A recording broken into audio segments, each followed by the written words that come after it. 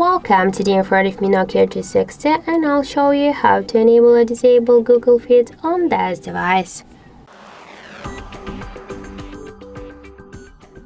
So just to do that, first let's see if the Google Discover is activated, and if you want to turn it off, we should hold for a while our screen with the finger and then tap here to the home screen settings.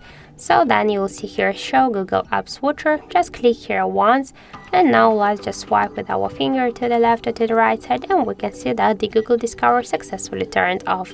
If you want to turn it on again, hold for a while. Once again your screen, click to home settings and click once again on the switcher. So that's it. Thank you for watching, and if you find this video helpful, don't forget to leave a like, comment and to subscribe our channel.